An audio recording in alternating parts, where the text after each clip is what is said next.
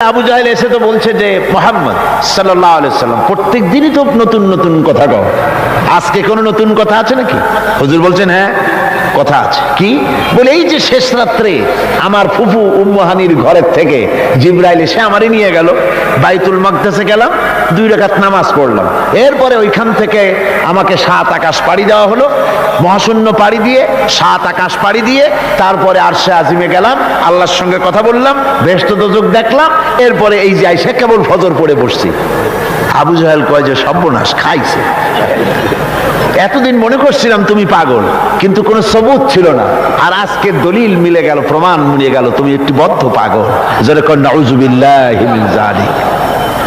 আবু জাহেল মনে মনে খুব খুশি হলো, বলল মুহাম্মদ সাল্লাল্লাহু আলাইহি ওয়াসাল্লাম তুমি কি অনুমতি দিবে? তুমি যেভাবে এই ঘটনা বললে এটা আমি মানুষকে বলে বেড়াই, অবশ্যই তুমি যাও বলে আসো। আবু জাহেল মনে করলো এটাই হলো গোল্ডেন অপরচুনিটি, এটাই হলো সুবর্ণ সুযোগ। তার সবচাইতে বেশি ভক্ত এবং অত্যন্ত আন্তরিক অন্তরঙ্গ বন্ধু হযরত আবু বকর, এই লোকটাকে খসাতে পারলেই বাজিমাত হবে। তার বাড়ি গিয়ে বলছেন আবু বকর শুনেছে বলে কি? কয় যে মুহাম্মদ সাল্লাল্লাহু আলাইহি ওয়াসাল্লাম পাগল হয়ে গেছে। বলে কিরকম? কয় যে এই সব কথা তিনি বলতেছেন এখন। হযরত আবু বকর বলছেন আবু জাহেল তুমি যা বললে আমার রাসূল কি হুবহু এরকম বলেছেন? আবু জাহেল বলছে হ্যাঁ ঠিক এরকমই বলেছে। হযরত আবু বকর বলছেন আবু জাহেল শোনো, হুজুর সত্য বলেছেন, নিঃসন্দেহে তার মেরাজ হয়েছে, কোনো সন্দেহ নাই। হযরত আবু বকর আবু জাহেলকে ধরে নিয়ে আসলেন কাবা শরীফে, মসজিদে হারামে এসে বলছেন হুজুর আমি এই আবু জাহেলের কাছে শুনলাম আপনি নাকি কি কি বলেছেন। হুজুর মেরাজের ঘটনা শোনালেন। হযরত আবু বকর বললেন আপনি সত্য বলেছেন। হুজুর বলেন আবু বকর তুমি আজ থেকে সিদ্দিক। সুবহানাল্লাহ। ঈসা আলাইহিস সালামের জন্মের 179 বছর পর ভূমিকম্প হয়। সেই ভূমিকম্পে গোটা পম্পেই শহরটা পৃথিবীর মানুষের চোখের আড়াল হয়ে যায়, ধ্বংস হয়ে যায়, মাটির তলায় গরক হয়ে যায়। আজ থেকে 200 বছর আগে মাটি খনন করতে গিয়ে এই শহর আবিষ্কৃত হয়। পুরা শহরটা খুঁড়ে তারা বের করেছে। 180 হেক্টর জমিনের উপরে এই বিশাল শহর। ঘুরে ঘুরে দেখলাম গাড়ি চলে না সেখানে, পায়ে হেঁটে দেখতে হলো। প্রশস্ত রাস্তা। আজ থেকে 4000 বছর আগের মানুষেরা রাস্তা বানাতে জানতো পাথর দিয়ে, এবং রাস্তার দুধারে তাদের ছিল ফুটপাত, পানির ব্যবস্থা, নগরায়নের সব রকমের সুযোগ সুবিধা। তারপরে সেখানে বিচারালয়, এরপরে দোকানপাট, বাজার ঘাট, সবকিছুর ব্যবস্থা রয়েছে। বিশাল বিশাল পাথরগুলি দিয়ে পিলার তৈরি করা। ভাবলাম এই পিলারগুলি, এই পাথরগুলি তারা কিভাবে ক্রেন ছাড়া এত উপরে উঠালো কি করে? আমার মাথায় আসলো না। পাথর কেটে কেটে সুন্দর সুন্দর অঙ্কন শিল্প তারা করেছে। এরপরে ঘুরতে ঘুরতে বাদশার রাজার বাড়িতে গিয়ে ঢুকলাম। সেখানে গিয়ে দেখলাম উলঙ্গ এত মূর্তি পাথরের তৈরি করা। পাথর কেটে কেটে দেওয়ালে যৌন মিলনের এমন কোন অশ্লীল ছবি নাই যা তারা সেখানে তৈরি করে নাই। উলঙ্গ মূর্তি আর উলঙ্গ যৌন মিলনের অসংখ্য ছবি দিয়ে এই এলাকা ভরা। তখন আমি বুঝলাম আল্লাহর গজব হওয়ার কারণটা কি, এই শহরটা মাটির নিচে গরক হয়ে যাওয়ার কারণটা কি। আল্লাহ পাক জেনা ব্যভিচার যে দেশে বেশি হয় আল্লাহ পাক বরদাস্ত করেন না। দুশ্চরিত্র যে দেশের মানুষ দুশ্চরিত্র হয়ে যায়, জেনা ব্যভিচার বেশি হতে থাকে, আল্লাহ গরক করে দেন, গজব দেন। এই গজব এক এক সময় এক এক রকমের হয়ে আসে। কখনো মাটির নিচে দাবায় দেন, কখনো মহামারী, কোনো দেশে কলেরা, কোনো দেশে জলোচ্ছ্বাস, কোথাও ভূমিকম্প, আর সর্বশেষ এই জেনা ব্যভিচারের জন্য আল্লাহ পাকের চূড়ান্ত এই যৌনতার অশ্লীলতার জন্য চূড়ান্ত গজব বর্তমান বিশ্বের জন্য এইডস। আল্লাহ পাক এই গজব দিয়েছেন।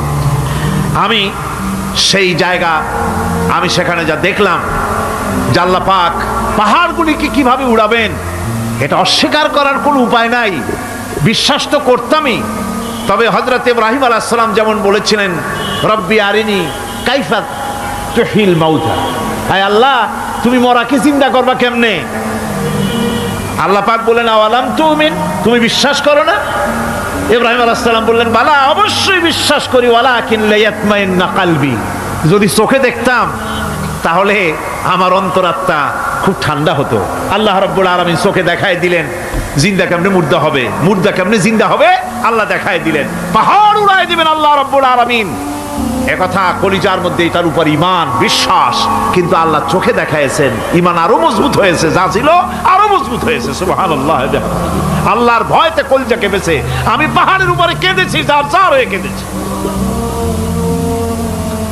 বন্ধুগণ, আল্লাহ সুবহানাহু ওয়া তাআলা এই জন্য বলেছেন কুল সিরু ফিল আরদ, আমার জমিন ঘোরো, ভালো করে দেখো কাইফা কানা আকিবাতুল মুকাজ্জিবিন, মহা সত্যকে যারা অস্বীকার করেছে তাদের পরিণতি আমি কি করে দিয়েছি, এগুলি চোখে ভালো করে তাকায় দেখো। আমার বন্ধুগণ, সুতরাং এই পৃথিবীর অবসান হবে, এই পৃথিবী ধ্বংস হবে, এই পৃথিবী চূড়ান্তভাবে শেষ হয়ে যাবে। ও হ্যাঁ, আরেকটি কথা বলতে হয় যে এই রোম থেকে আরেকটু দূরে 900 মাইল দূরে হচ্ছে সিসিলি। 900 মাইল দূরে, সেখানে এই সিসিলি মুসলমানেরা শাসন করেছিল 350 বছর। সেই সিসিলিতে রয়েছে 360টা মসজিদ মুসলমানদের করা। সমস্ত মসজিদগুলি আজ তালা বন্ধ, একটা মসজিদও খোলা নাই। সেখানকার মুসলমানেরা ওয়াজ শুনতে এসেছিল রোমে।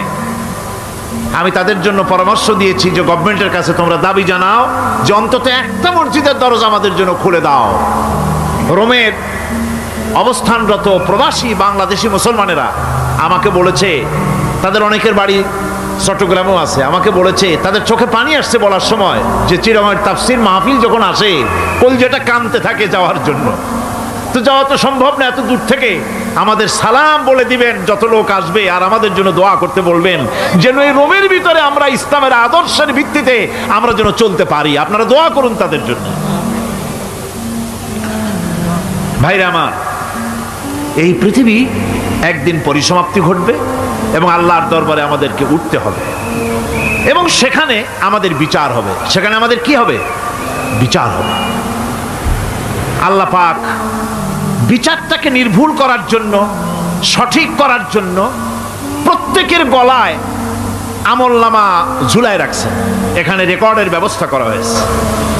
আল্লাহ পাক বলছেন ওয়া কুল্লা ইনসানিন আলজামনাহু তাইরাহু ফি উনুকিহি ওয়া নুখরিজু লাহু ইয়াওমাল কিয়ামাতি কিতাবান ইয়ালকাহু মানশুরা। আল্লাহ পাক বলেন প্রত্যেকের ভালো মন্দ কর্মফল, কর্মলিপি আমি তার গলায় ঝুলায় রেখেছি। কিয়ামতের দিন সে নিজের কাছে স্পষ্ট সব দেখতে পারবে, কোনো জিনিস বাদ পড়বে না। তার গলায় তার আমলনামা ঝুলানো আছে, সব রেকর্ড হতেছে। আমরা যা করছি সবগুলি রেকর্ড হয়ে যাচ্ছে। বর্তমান বিজ্ঞানীরা আবিষ্কার করেছে যে মানুষের শরীরের ভিতরে ডিএনএ আছে, রক্তের ভিতরে ডিএনএ, এটা একটা কোডর। এবং তার ব্রেনের ভিতরে কতগুলি কোষ আছে, এক একটা কোষ এক এক ধরনের কাজ করে। অনুরূপভাবে তার শরীরের ভিতরে, রক্তের ভিতরে ডিএনএ আছে। এই ডিএনএটা কি? এই ডিএনএটা হচ্ছে, এই ডিএনএ একটা কম্পিউটারের মতো কাজ করতেছে। লোকটা কি করবে, কোথায় যাবে, সে ভালো হবে মন্দ হবে কি হবে, সব তার ডিএনএর মধ্যে রেকর্ডকৃত আছে। এটা বোঝার জন্য একটা সুন্দর দৃষ্টান্ত দেওয়া যায়। যেমন এই কাগজটাকে আপনারা মনে করুন একটা গাড়ির ব্লুপ্রিন্ট, একটা গাড়ির ব্লুপ্রিন্ট। এখানে লেখা আছে গাড়ি কিভাবে তৈরি হবে। এই কাগজটা নিয়ে ঘরের মধ্যে রেখে দিলেন।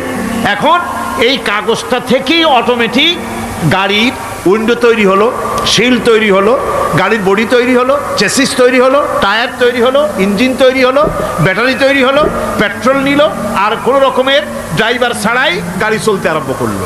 এই কথাটা যদি মনের মাথার মধ্যে আনতে পারেন যে এটা কিভাবে হইতে পারে, এতে লেখা অনুযায়ী যেভাবে হওয়া যদি সম্ভব হয়, অনুরূপভাবে মানুষের রক্তের ভিতরে ডিএনএ এর আবিষ্কার করেছে। এর ভিতরে মানুষের ভালো মন্দ, কোথায় যাবে কি করবে, সব কিছু এর মধ্যে রয়েছে।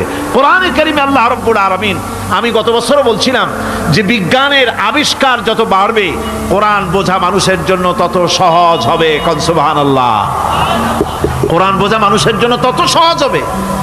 সুতরাং মানুষের গলার সাথে আল্লাহ পাক বলছেন যে একটা আমলনামা আমি ঝুলাই দিয়েছি তার গলার সাথে, সে যা করতেছে ওখানে সব লিপিবদ্ধ হচ্ছে, কম্পিউটারাইজড, কম্পিউটারের মতো এগুলি সব গ্রহণ করতেছে।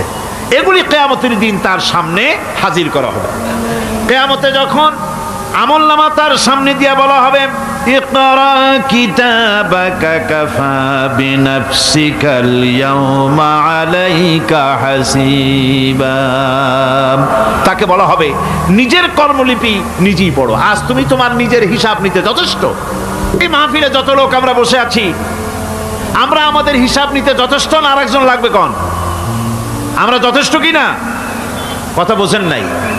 আমি বলতে চেয়েছি এটা, আমরা যদি এখন চোখ বুঝে চিন্তা করি যে পিছনের জীবনে কি করেছি, মনে পড়বে নাকি পড়বে না? বলেন সবাই, পড়বে কি পড়বে না? ছোটবেলায় কবে পায়ের নিচে কাঁটা ফুটেছিল, কবে কোথায় আছাড় খেয়েছিলেন, কবে কার বেল, তাল, আম, কাঁচা আম চুরি করে খেতে গিয়ে কিল খেয়েছিলেন, তাড়া খেয়েছিলেন, তাকে এখন মনে নাই? আছে। তাহলে কিল, ওই তাল বেল চুরি করতে গিয়ে যে কিলটা খাইছিলেন সেটাও মনে আছে, ভালো মন্দ সব মনে আছে। তাহলে কোন হোটেলের রুমে কি করছিলেন, কোন স্কুলে কোন কলেজে কি করছিলেন, তারপরে জীবনে ছোট বড় ঘটনাগুলি সব বুঝতে মনে পড়বে না? এবার হিসাব করেন, মনে যদি পড়ে এবার হিসাব করেন আপনি জান্নাতি না জাহান্নামে। আপনি আপনার নিজের হিসাব নেওয়ার জন্য যথেষ্ট। তাকে হিসাব করতে বলা হবে, তোমার হিসাব, তোমার নিজের হিসাব নেওয়ার জন্য তুমি যথেষ্ট, তোমার হিসাব তুমি নিজেই করো, এটা পড়ো। আর সেই কিয়ামতের দিন কোনো সাহায্যকারী মিলবে না। লান তানফাকুম আরহামুকুম ওয়ালা আওলাদুকুম ইয়াউমাল কিয়ামাহ। লান তানফাকুম, কিয়ামতের দিন কোনো ফায়দা হবে না, অবশ্যই কোনো ফায়দা হবে না, কোনো উপকারে আসবে না। কিয়ামতের দিন তোমার সন্তান, তোমার স্ত্রী, তোমার মাল, তোমার সম্পদ কোনো উপকারে আসবে না কিয়ামতের ময়দানে। সেদিন সব তোমার সাথে বিচ্ছেদ করবে, সব পালায় যাবে।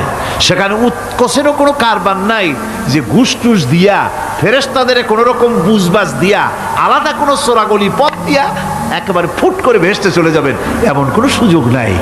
অনেকে বলে, হুজুর এমন কিছু দোয়া শিখায় দেন যাতে ওই সব জেহাদ, বোমা এগুলি খুব ভয় পায়, ও সব রাস্তা টাস্তা না, খুব সহজে কিছু দোয়া দুরূদ করিয়া আস্তে করে জান্নাতে চলে যাওয়া যায়, এরকম একটা দোয়া, এরকম একটা পথ বলে দেন। আমি বলি, ভাই এরকমের কোনো চোরাগলি আমার রসুল আবিষ্কার করতে পারেন নাই, আল্লাহর পয়গম্বরের ওই ধরনের কোনো পথ আবিষ্কার করতে পারেন নাই। সেখানে কিয়ামতের দিন কাউকে উৎকোষ গ্রহণ করার কেউ নাই, উৎকোষ দেওয়া যাবে না। আর উৎকোষ দিবি না বা কি? আপনার কাছে কিছু নাইও, থাকলেও নেওয়ার কেউ নাই। এই দুনিয়ায় ফাঁকিবাজি করে বহুত কিছু করা যায়, কিন্তু কিয়ামতের মাঠে এগুলি কিছুই চলবে না। আল-ইয়াওমা লা ইয়ানফা'ু মালুন ওয়ালা বানুন, কিয়ামতের দিন ধন, সন্তান, সন্ততি আর সম্পদ কোনো কাজে লাগবে না। সেদিন শুধু আমল যদি ভালো হয় কাজে লাগবে, আমল খারাপ হবে সব শেষ হয়ে যাবে। আল্লাহ রাব্বুল আলামিন নবীজিকে ডেকে বলেছেন, নবী আপনি বলেন, কুল মা কুনতু বিদআম মিনার রাসূল, আপনি বলুন আমি কোন নতুন রসুল নই, আমার আগে অনেক নবী রসুল পৃথিবীতে এসেছেন, তারা বিদায় হয়ে গেছেন। আমি জানি না কিয়ামতের দিন আল্লাহ রাব্বুল আলামিন আমার সাথে কি ব্যবহার করবেন, আর আমি এও জানি না যে কিয়ামতের দিন আল্লাহ পাক তোমাদের সাথে কি ব্যবহার করবেন। এই আয়াত নাজিল হওয়ার পর আল্লাহর হাবিব তার মেয়েকে ডাকলেন, জামাইকে ডাকলেন, নাতিদেরকে ডাকলেন, আহলে বাইতদেরকে ডাকলেন, আর বললেন, ও আমার মেয়ে, কলিজার টুকরা ফাতেমা গো শোনো, কেবলমাত্র আয়াত নাজিল হয়ে গেল, আল্লাহ পাক আমাকে শোনায়ছেন কিয়ামতের দিন আমি জানি না আমার সঙ্গে কি ব্যবহার করা হবে, আর এও জানি না যে তোমাদের সাথে কি ব্যবহার করা হবে। ও আমার কলিজার টুকরা মেয়ে ফাতেমা, কিয়ামতের দিন মুহাম্মদ সাল্লাল্লাহু আলাইহি সাল্লামের মেয়ে, এই হিসাবে তোমার নাজাতের ফয়সালা হবে না। ও আমার কলিজার টুকরা নাতি হাসান আর হোসেন, কিয়ামতের দিন মুহাম্মদ সাল্লাল্লাহু আলাইহি সাল্লামের নাতি হিসাবে ফয়সালা হবে না। ও আমার জামাই হযরতে আলী, কিয়ামতের দিন আমার জামাই হিসাবে নাজাতের ফয়সালা হবে না। আমল যদি ভালো হয় ফয়সালা ভালো হবে, জান্নাতে চলে যাবে। আমল যদি খারাপ হয় কার নাতি কার জামাই দেখা হবে না। সুবহানাল্লাহ। কঠিন কিয়ামতের মাঠ। এই পরকালের বিশ্বাস যদি কলজার মধ্যে ঢোকে মানুষ ভালো হয়ে যাবে। কোন সুবহানাল্লাহ। আপনাদের দৃষ্টিতে পারবে। কথার জবাব যে দিলেন না। পুলিশে কি মানুষের চরিত্র ভালো বানাইতে পারবে? পুলিশের চরিত্র ভালো বানাবে কেটা? সেটাই তো কথা। মানুষের চরিত্র যাতে ভালো থাকে, মানুষের জন্য খারাপ কাম না করে সেজন্য পুলিশ। পুলিশ যাতে খারাপ কাম না করে সেজন্য আরো একটা ডিপার্টমেন্ট আছে না? তারা যাতে খারাপ কাজ না করে সেজন্য আর একটা আছে। এন্টি করাপশনের আবার এন্টি করাপশন আছে, তার উপর আবার এন্টি করাপশন আছে। এন্টিটার অভাব নাই। সুতরাং পুলিশ দিয়া, বিডিআর দিয়া, আর্মি দিয়া মানুষের, দেশের, জাতির চরিত্র ভালো বানানো যায় না। রাসূলুল্লাহ এ দিয়ে বানান নাই, এটা ইসলামের নিয়ম নয়। পুলিশ দিয়া, আর্মি দিয়া দেশের মানুষের চরিত্র ভালো বানানো যায় না। চরিত্র ভালো বানানো যায় কেবলমাত্র পরকালের ভয় দিয়া। কিসের ভয় দিয়া? ওই যে মক্কার জীবনে ওই সমস্ত মানুষগুলি যারা চুরি করত, ডাকাতি করত, জেনা করত, বদমাশি করত, যারা শয়তানি করত, যারা মানুষকে খুন করত, এই মানুষগুলি এত ভালো হয়ে গেল। যারা চুরি ছেড়ে দিল, ডাকাতি ছেড়ে দিল, জেনা ব্যভিচার ছেড়ে দিল, এত ভালো হয়ে গেল। পৃথিবীর মধ্যে সেরা মানুষ তারা হয়ে গেলেন। জোরে বলেন সুবহানাল্লাহ। নবীর সাহাবীরা পৃথিবীর শ্রেষ্ঠ সন্তান, নবীর সাহাবীরা পৃথিবীর সেরা মানুষ, তাদের চাইতে সেরা মানুষ নবীদের পরে আর কেউ হতে পারে না। জোরে কোন সুবহানাল্লাহ। নবীর পরে পৃথিবীতে শ্রেষ্ঠ মানুষ কারা? সাহাবায়ে কেরাম রিদওয়ানুল্লাহি তাআলা আলাইহিম আজমাইন। ওনারা তো কুফরের মধ্যে ছিলেন, শিরকের মধ্যে ছিলেন। চুরি, ডাকাতি, জেনা, ব্যভিচার এমন কোনো পাপ নাই যা করা হয়নি। তারপরে যখন আল্লাহর নবীর কাছ থেকে তাওহীদ, রিসালাত ও আখিরাতের দাওয়াত পেলেন, কি সোনার মানুষ এক একজন হয়ে গেলেন। সুবহানাল্লাহ। যারা ছিলেন নারীর সতীত্বের জম, তারা হয়ে গেলেন নারীর সতীত্বের পাহারাদার। যারা মানুষের মাল চুরি করত, ডাকাতি করত, তারা রাতভর মানুষের মালের পাহারা দিল, মানুষের রক্তের পাহারা দিল। সুবহানাল্লাহ বিহামদি। রক্ত সম্পদের পাহারা দিল। রাসূল বললেন খাইরুল কুরুনে কারনি, সর্বশ্রেষ্ঠ যুগ তো আমার যুগ। বন্ধুগণ, এরপরে একটা জীবন আসবে ওই কিয়ামতের ময়দানে। এই পরকালের বিশ্বাসটা গুরুত্বপূর্ণ ব্যাপার। আমাদের সব কিছুর হিসাব দেওয়া লাগবে। আল্লাহ পাক বলেন ইন্নাস সামআ ওয়াল বাসারা ওয়াল ফুআদা কুল্লু উলাইকা আনহু মাসউলা। নিঃসন্দেহে মানুষের শ্রবণ শক্তি, দর্শন শক্তি এবং তার অন্তঃকরণের কল্পনা সম্পর্কে আল্লাহ রাব্বুল আলামিনের কাছে জিজ্ঞাসিত হতে হবে। কান দিয়া কি করেছিল, চোখ দিয়া কি করেছিল, মুখ দিয়া কি করেছিলে, হাত দিয়ে কি করেছিলে, সব কিছুর জবাব আল্লাহ রাব্বুল আলামিনের কাছে দিতে হবে। সবটার জবাব দিতে হবে, কোনো কিছু বাদ যাবে না। এমনকি মনের ভিতরে যে কল্পনা আমরা করি, এই কল্পনার হিসাবও আল্লাহর দরবারে দিতে হবে।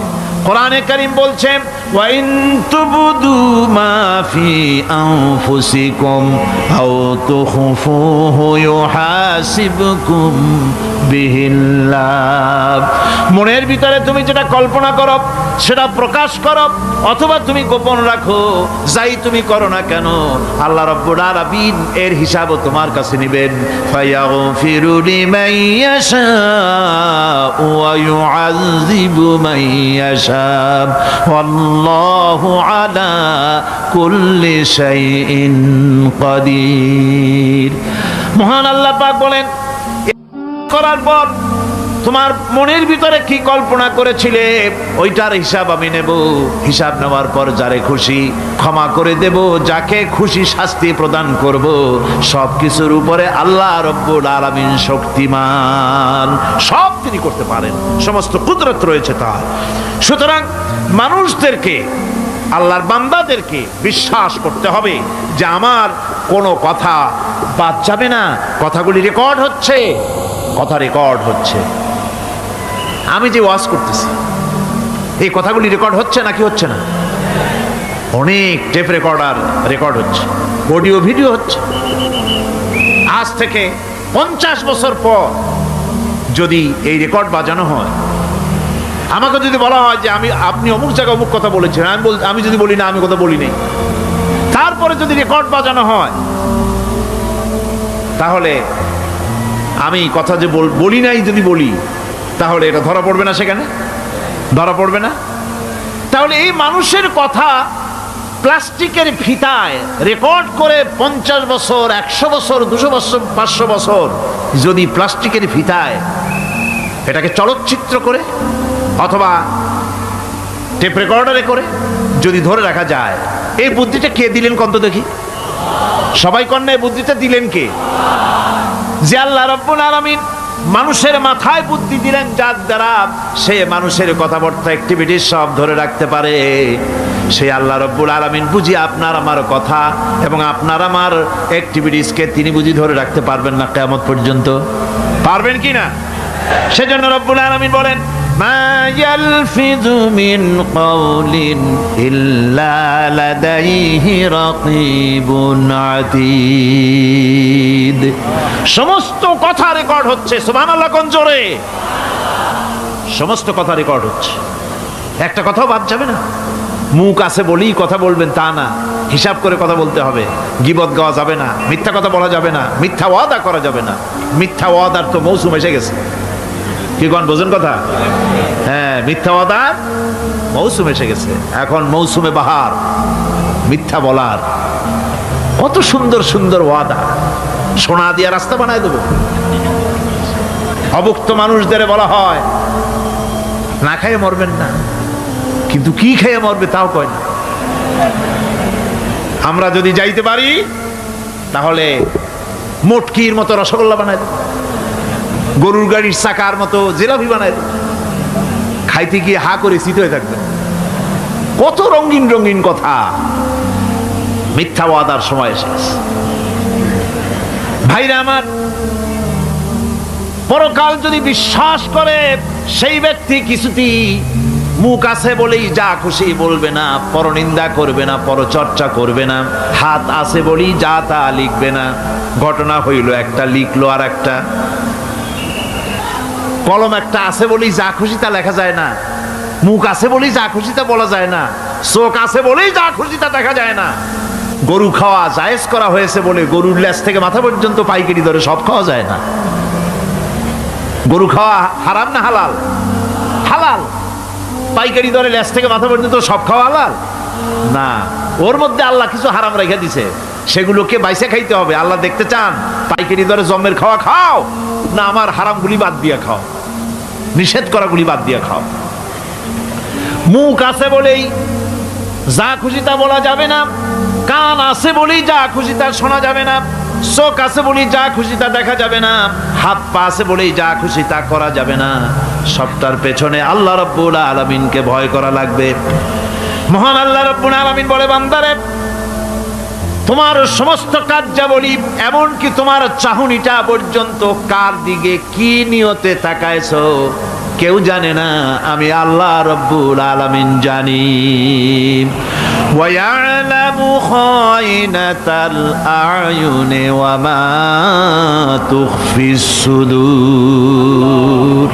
তোমার অন্তঃকরণ কি জিনিস গোপন করে আর তোমার চক্ষু কি লুকোচুরি খেলে আমি টের পাই। সুবহানাল্লাহ বিহামদি।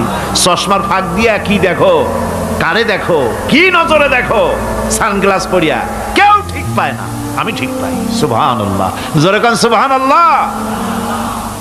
সুতরাং চোখের নজরের হিসাব হবে, হাতের কাজের হিসাব হবে, পায়ের চলার হিসাব হবে, আপনার বলার হিসাব হবে, মুখে যা বলেছেন, যা করেছেন, হাত পাও দিয়ে যা করেছেন সবকিছুর হিসাব হবে কিয়ামতের দিন।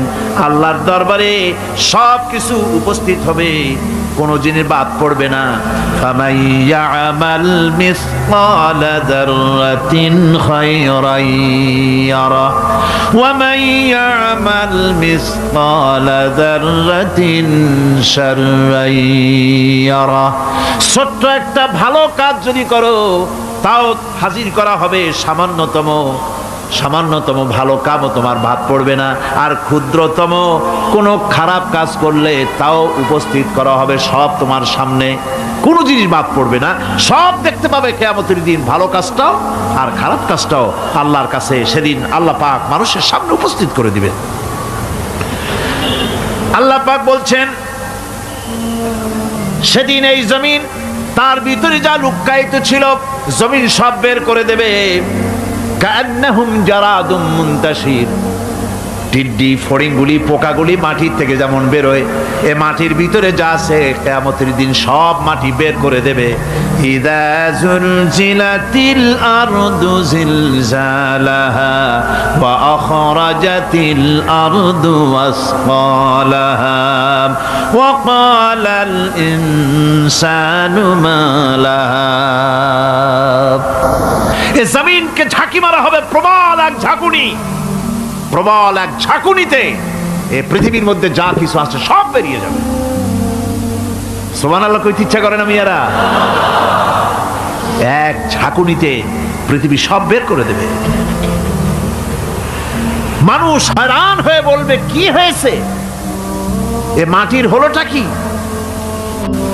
আমার বন্ধুগণ, মানুষ হয়রান হয়ে গিয়ে বলবে মাটির কি হলো?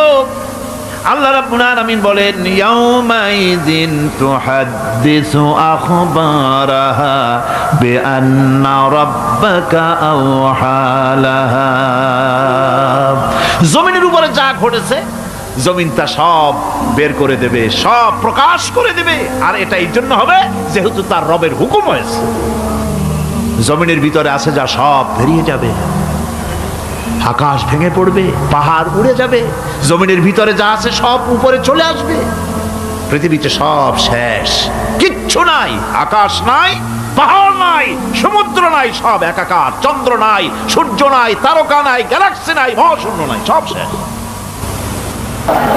ভাইরা, মেরাজকে অনেকেই অস্বীকার করেছে, আর অস্বীকার করার যুক্তি কারো কারো থাকতে পারে যাদের ঈমান দুর্বল। কি করে সম্ভব? সজাগ করিয়া কিভাবে এই হাজার হাজার লক্ষ কোটি কোটি মাইল পাড়ি দিয়ে কিভাবে নিয়ে গেল, এটা কেমনে সম্ভব? এটা মানুষের মাথায় সহজে ঢুকবে না। মানুষের মাথায় সহজে ঢুকবে কোন? কি বলেন ঢুকবে? বিষয়টা খুবই কঠিন, বিষয়টা সহজে মানুষের মাথায় ঢুকবে না। এই জন্যে ঘটনাটা যেখানে আল্লাহ শুরু করেছেন তিনি ঘটনাটা বর্ণনা দিচ্ছেন এইভাবে, সুবহানাল্লাযী আসরা বিআবদিহি লাইলাম মিনাল মাসজিদিল হারামি ইলাল মাসজিদিল আকসাল্লাযী বারাকনা হাওলাহু লিনুরিয়াহু মিন আয়াতিনা ইন্নাহু হুয়াস সামিউল বাসীর। সাদাকাল্লাহুল আযীম। ঘটনাটার বিবরণ দিচ্ছেন আল্লাহ এভাবে, শুরু করছেন সুবহানাল্লাযী আসরা বিআবদিহি, সমস্ত অক্ষমতা দুর্বলতা থেকে মুক্ত সেই মহান সত্তা যিনি তার বান্দাকে ইসরা করিয়েছেন লাইলান, লাইলান রাতের একটি অংশ, পুরা রাত লাগে নাই, রাতের একটি অংশে তার বান্দাকে তিনি ইসরা করিয়েছেন মিনাল মসজিদিল হারাম ইলাল মসজিদিল আকসা, মসজিদে হারাম থেকে মসজিদে আকসা পর্যন্ত রাতের একটি অংশে ইসরা করিয়েছেন। রাতের ভ্রমণকে আরবিতে ইসরা বলা হয়, আর এই বাইতুল মুকাদ্দাস থেকে আরশে আজিম পর্যন্ত ভ্রমণের নাম হচ্ছে মেরাজ, সিঁড়ি। সেই সিঁড়িটা কিরকম হবে পরে বলছি। এখানে বলা হচ্ছে তোমরা তো জিনিসটাকে কঠিন মনে করো, যেটা কি করে সম্ভব, এটাকে কঠিন মনে করো, অসম্ভব মনে করো, কিন্তু কাজটা ঘটাইছেন এমন এক সত্তা সুবহানা, যিনি সমস্ত দুর্বলতা অক্ষমতা থেকে মুক্ত, মহান শক্তিশালী আল্লাহ ঘটনাটা ঘটাইছেন। কাজী তোমাদের এই চিন্তা কেন, যেটা কি করে হলো, কাজটা কে ঘটাইছেন? আল্লাহ সুবহানাহু ওয়া তাআলা তিনি ঘটাইছেন। তার জন্য এগুলি কি কোনো অসম্ভব ব্যাপার বলুন? এটা কি কোনো অসম্ভব ব্যাপার? নিশ্চয়ই কোনো অসম্ভব ব্যাপার নয়। বিজ্ঞানের দৃষ্টি দিয়ে, বৈজ্ঞানিক দৃষ্টিভঙ্গিতে এবং দর্শন দিয়ে আমি আপনাদেরকে বিষয়টা অনেকক্ষণ দৃষ্টান্ত দিতে পারবো। সে ধরনের মাল মশলা আমার কাছে মজুদ আছে। যে রাসূল পাক সাল্লাল্লাহু আলাইহি ওয়াসাল্লামকে মেরাজ হয়েছিল বিজ্ঞান এবং দর্শন দিয়ে বুঝানো যেতে পারে, কিন্তু এই যুক্তি, এই তত্ত্ব, এই তথ্যের কোনো যুক্তি নাই, যেহেতু আল্লাহ নিজে বলেছেন সুবহানাল্লাযী আসরা বিআবদিহি লাইলাম মিনাল মাসজিদিল হারাম। এই ঘটনা ঘটায়ছেন তিনি, যার ক্ষমতার ভিতরে কোনো দুর্বলতা নাই, যার ক্ষমতা মুহাইয়া করতে পারে এমন ক্ষমতা কারো নাই, যিনি প্রচন্ড ক্ষমতার মালিক, অক্ষমতা তাকে স্পর্শ করে না, সেই মহান আল্লাহ এটা ঘটায়ছেন। সুতরাং যুক্তি প্রমাণের কোনো প্রয়োজন নাই, আল্লাহ নিজে বলছেন ঘটনাটা আমি ঘটাইছি। সুবহানাল্লাহ। তারপরে বলা হচ্ছে যে তিনি ফিরে এলেন, ওই যে বোরাক, হাদিস শরীফে এসেছে বোরাকে করে তাকে নেওয়া হয়েছে। তো বোরাকে করে নেওয়া হয়েছে, বোরাকটা কেমন? সেই বোরাক আমরা আবার বানাইছি, আমাদের তো বুদ্ধি কম না, আমাদের দেশের লোকের আবার বোরাক বানায় ছাড়ছে। ঘোড়ার মতো বডি, মানুষ মেয়ে লোকের মতো একটা মাথা, খুব সুন্দর চুপ, তারপরে চুল টুল ঝুলানো, এরকমের দুইটা ডানা আছে ঘোড়ার পিঠের উপরে, নিচে লেখা আছে হাযা বুরাকুন নবী সাল্লাল্লাহু আলাইহি ওয়াসাল্লাম। আর এইটাকে বরকতের জন্য মুসলমানেরা ঘরের মধ্যে টানায় রাখে। দেখছেন আপনারা এরকম? এরপরে আবার আরো একটা জিনিস বরকতের জন্য ইদানিং বেরিয়েছে, 15 টাকা 20 টাকা বিক্রি হয়, সুন্দর সুন্দর অফসেট পেপারে হুজুর সাল্লাল্লাহু আলাইহি ওয়াসাল্লামের পাগড়ি, হুজুর সাল্লাল্লাহু আলাইহি ওয়াসাল্লামের পায়ের জুতা, তারপরে হুজুর সাল্লাল্লাহু আলাইহি ওয়াসাল্লামের হাতের লেখা চিঠি, কই কই থেকে এগুলি সংগ্রহ করে এগুলি বিক্রি করার ব্যবস্থা করছে, লোকেরা বরকতের জন্য এগুলি রাখতেছে। হুজুর সাল্লাল্লাহু আলাইহি ওয়াসাল্লামের পাগড়ির কোনো ছবি পৃথিবীর কোনো মানুষের কাছে থাকার কোনো প্রমাণ নাই। সুতরাং এগুলি বাজে, এগুলি কিনে রেখে বরকতের জন্য এগুলি রাসূলকে তাওহীন করা হয়, এর দ্বারা ইজ্জত করা হয় না। রাসূলের পাগড়ি 20 টাকা দিয়ে কিনবেন আপনি? আজীব তামাশা। বোরাক বানানো হয়েছে। বোরাক হচ্ছে কি? বোরাক হচ্ছে, অর্থাৎ যে জানে করে তাকে নেওয়া হয়েছিল সেটা ছিল বোরাক বারকুন থেকে, বৈদ্যুতিক শক্তি সম্পন্ন, এমন বৈদ্যুতিক শক্তি, বিদ্যুৎ তো আলো, বিদ্যুৎ কি? আলো। আর আলোর শক্তি কত? আলোর গতি হচ্ছে প্রতি সেকেন্ডে 1,86,000 মাইল। এটা হলো আলোর গতি। আল্লাহ পাক রাসূলকে যে জানে করে নিয়েছিলেন সেটা ছিল এই ধরনের একটি গতি, প্রচন্ড গতি সম্পন্ন একটি যান। এই জানে করে আল্লাহ তাকে নিয়ে গেলেন, তারপরে তাকে ফেরত দিলেন। এসে তিনি দেখলেন যে উজু করে গেছিলেন, সেই উজুর পানি তখনও গড়াচ্ছে। এটা কি করে সম্ভব? এটা সম্ভব এইভাবে সম্ভব। আমি একটা দৃষ্টান্ত শুধু দিতে বাধ্য হচ্ছি, দৃষ্টান্ত দেওয়ার কোনো প্রয়োজন পড়ে না, যেহেতু কাজটা আল্লাহ করেছেন। কাজটা কে করেছেন? বোঝার জন্য ছোট্ট একটা দৃষ্টান্ত দেই, তাহলে বুঝতে একটু সুবিধা হবে। যেমন আমাদের দেশে বিভিন্ন সময় বিভিন্ন দেশ থেকে রাষ্ট্রপ্রধানরা আসে। ওই রাষ্ট্রপ্রধানরা আসতে পরে এয়ারপোর্ট থেকে নিয়ে শুরু করে অতিথি ভবন অথবা বঙ্গভবন পর্যন্ত কয়েকটা রাস্তা গভর্নমেন্ট নিয়ন্ত্রণ করে। এই রাস্তাসমূহে ট্রাফিক চলাচল বন্ধ করে দেওয়া হয়। পত্র পত্রিকায়, রেডিও, টেলিভিশন ঘোষণা করে যে রাষ্ট্রীয় অতিথি বিমানবন্দর থেকে শুরু করে তার অতিথি ভবন পর্যন্ত না যাওয়া কালীন এই রাস্তায় সাধারণ যানবাহন চলাচল করবে না, বেলা এতটা থেকে এতটা পর্যন্ত বন্ধ থাকবে। তারপরে মেহমান চলে গেল, মেহমান নামলো, গাড়িতে উঠলো, মোটর শোভাযাত্রা সহকারে তাকে অতিথি ভবন অথবা বঙ্গভবন নিয়ে যাওয়া হলো। এরপরে স্বাভাবিক প্রক্রিয়া, আবার ট্রাফিক চলাচল শুরু হয়ে গেল। এই রাস্তাসমূহে ট্রাফিক চলাচল বন্ধ করে দেওয়া হয়। পত্র পত্রিকায়, রেডিও, টেলিভিশন ঘোষণা করে যে রাষ্ট্রীয় অতিথি বিমানবন্দর থেকে শুরু করে তার অতিথি ভবন পর্যন্ত না যাওয়া কালীন এই রাস্তায় সাধারণ যানবাহন চলাচল করবে না, বেলা এতটা থেকে এতটা পর্যন্ত বন্ধ থাকবে। তারপরে মেহমান চলে গেল, মেহমান নামলো, গাড়িতে উঠলো, মোটর শোভাযাত্রা সহকারে তাকে অতিথি ভবন অথবা বঙ্গভবন নিয়ে যাওয়া হলো। এরপরে স্বাভাবিক প্রক্রিয়া, আবার ট্রাফিক চলাচল শুরু হয়ে গেল। আমার ভাইরা, এইটা যদি পৃথিবীর সামান্য সলিমদ্দি কলিমদ্দির জন্য যদি এই ব্যবস্থা হয়, এই দুনিয়ার প্রেসিডেন্ট গুলা, এই পৃথিবীর নেতৃস্থানীয় ব্যক্তিবর্গ সলিমদ্দি কলিমদ্দি ছাড়া আর কিছুই না। আজ আছে কাল নাই, ঠিক কিনা গণ? আজ আছে কাল নাই, কিন্তু এদের মাথায় সেই আকল নাই বুঝতে চেষ্টা করে না। যেই ক্ষমতা আসে সে মনে করে বাপের বাড়ির সম্পত্তি পেয়ে গেছি, সুতরাং যত খুশি নিজের ইচ্ছে মতো শয়তানি বদমাশি চালাতেই থাকে। সেই জন্য বলছি সলিমুদ্দি কলিমুদ্দি সাধারণ টাইপের মানুষ, এদের জন্য যদি ট্রাফিক চলাচল বন্ধ করে দেওয়া হয় তাহলে কোন সাধারণ মেহমান নয়, আকাশ ও জমিনে আল্লাহর পরে সবচাইতে বড় মর্যাদা কার?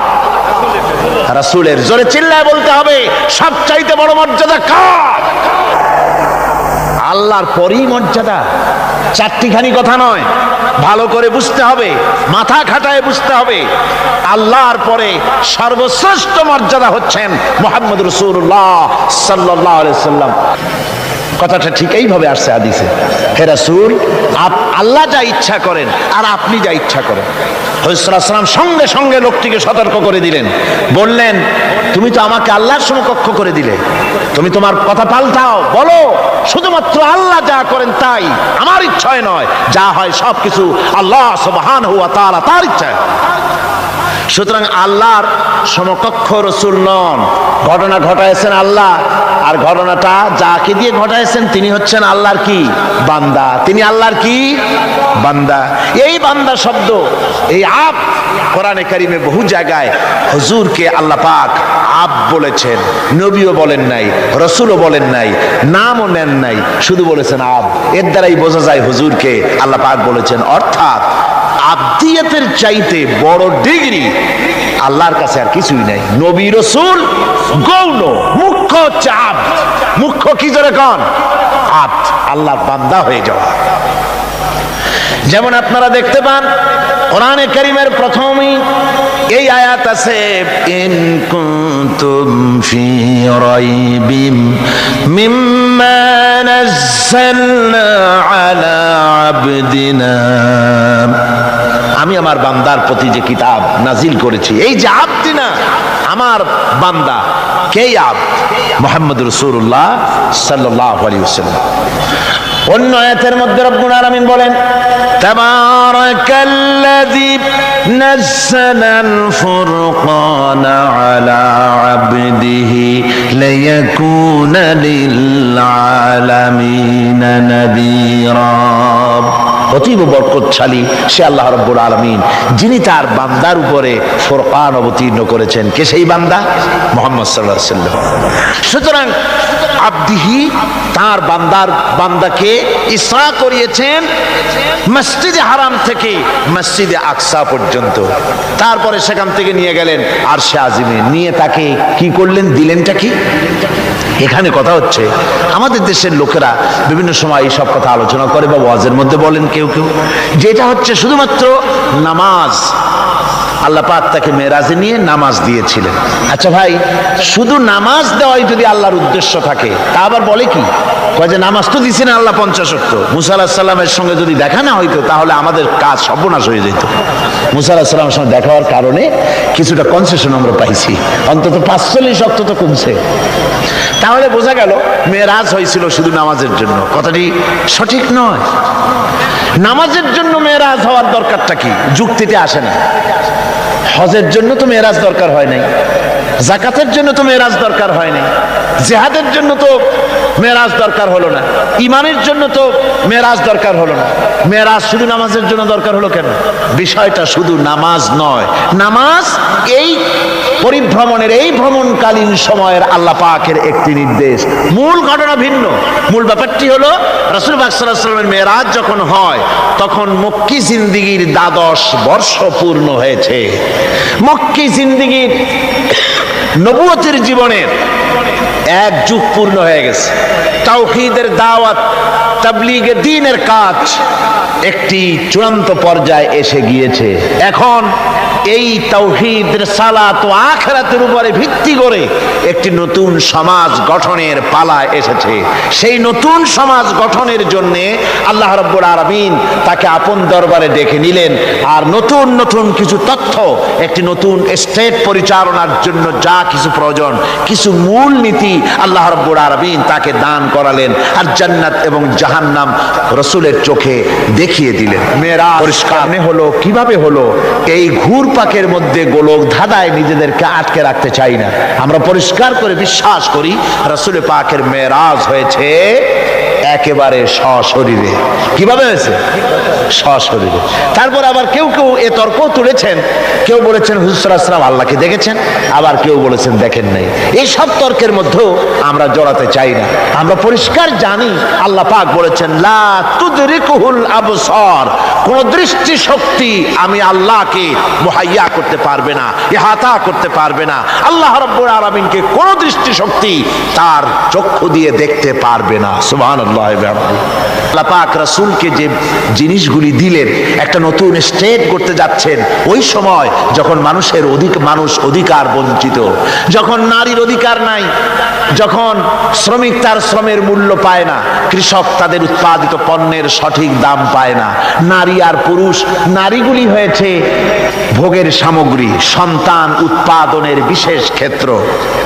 তারপরে মানুষে মানুষে হানাহানি, মারামারি, কাটাকাটি, অশ্লীলতা, পাপাচার, জেনা আর ব্যভিচার, সুদ, ঘুষ, এতিমকে ঠকানো, গান বাজনা ইত্যাদি দিয়ে গোটা দেশটা যখন রসাতলে, গোটা পৃথিবী যখন ত্রাহি ত্রাহি করছে মজলুম জনতা, সেই সময় ইসলামের এই নতুন স্টেটের ভিত্তি দিতে যাচ্ছেন মুহাম্মদ রাসূলুল্লাহ সাল্লাল্লাহু আলাইহি ওয়াসাল্লাম। তখন আল্লাহ পাক এই স্টেট রচনার পেছনে কতগুলি মূলনীতি আল্লাহ পাক দান করলেন। সেই মূলনীতিগুলি এখন আমি আপনাদের সামনে বলছি। আল্লাহ রাব্বুল আলামিন বলেন وَقَضَى رَبُّكَ أَلَّا تَعْبُدُوا إِلَّا إِيَّاهُ وَبِالْوَالِدَيْنِ إِحْسَانًا। যে রুকুটিতে এই মূল নীতিগুলি আল্লাহ পাক দিয়েছেন, সেই রুকুটা শুরু হয়েছে এভাবে যে তোমার প্রভুর চূড়ান্ত ফয়সালা এই যে আল্লাহ রাব্বুল আলামিনের দাসত্ব হবে কেবলমাত্র আল্লাহর, গোলামি হবে কার? জোরে সরে বলতে হবে, গোলামি হবে কার?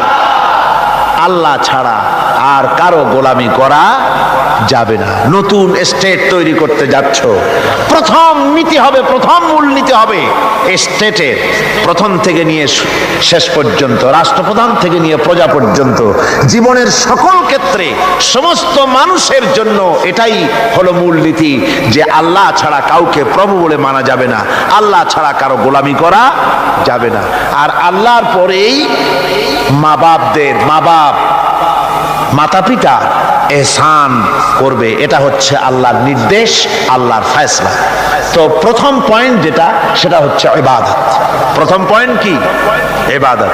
মূলত এই ইবাদতের জন্যই আল্লাহ পাক মানুষকে সৃষ্টি করেছেন। কোরআনে কারীম আল্লাহ বলেছেন মা খালাকুতুল জিন্না ওয়াল ইনসা ইল্লা লিয়াবুদুন।